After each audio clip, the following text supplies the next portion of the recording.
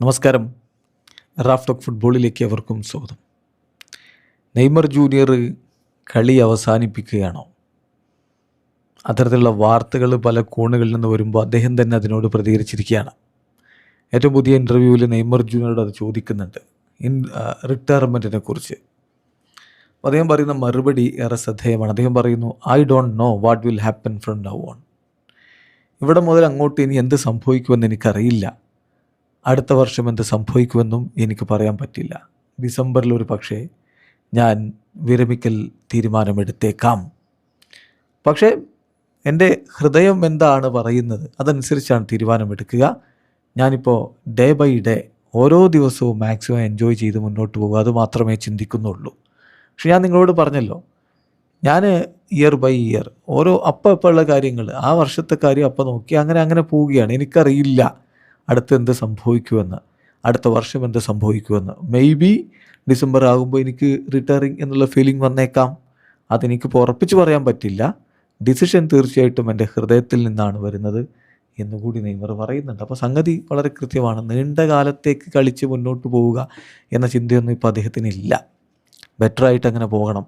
അത് എത്രത്തോളം ബെറ്ററായിട്ട് നിൽക്കാൻ പറ്റും അത്രത്തോളം നിൽക്കും.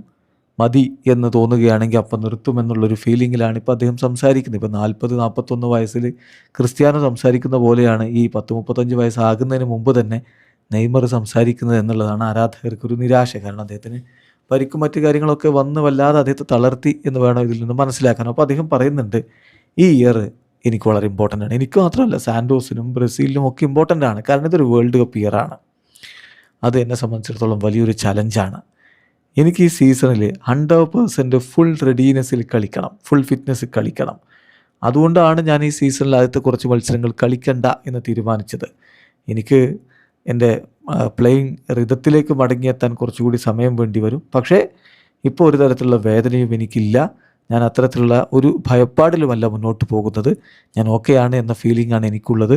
ഈ വർഷം വളരെ ഇമ്പോർട്ടൻ്റ് ആണ് എന്നുകൂടി നെയ്മർ ജൂനിയർ പറഞ്ഞു വെക്കുന്നുണ്ട്. അപ്പോൾ ഈ വാക്കുകളൊക്കെ കൃത്യമായിട്ട് പറഞ്ഞു വെക്കുന്നത് ഈ വർഷം അദ്ദേഹത്തിന് ഇമ്പോർട്ടൻ്റ് ആയിട്ട് അദ്ദേഹം കാണുന്നുണ്ട്. ഈ വേൾഡ് കപ്പാണ് അദ്ദേഹം വളരെയധികം പ്രാധാന്യത്തോടു കൂടി എടുത്തിരിക്കുന്നത്.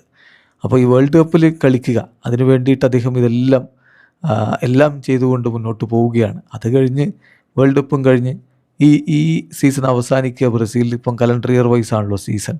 അപ്പോൾ ഡിസംബറിൽ സീസൺ അവസാനിക്കുമ്പോൾ ഒരു പക്ഷേ വിരമിക്കൽ പ്രഖ്യാപനം നടത്തിയേക്കും എന്ന സൂചനയാണ് അദ്ദേഹത്തിൻ്റെ വാക്കുകൾ. 100% അദ്ദേഹം കൺഫേംഡ് ആയിട്ട് പറയുകയല്ല, but there is A chance. Video അവസാനിക്കുന്ന ഫുട്ബോൾ ലോകത്തെ കൂടുതൽ വിശേഷങ്ങളുമായി റാഫ് ടോക്സ് കൊണ്ടുവരാം.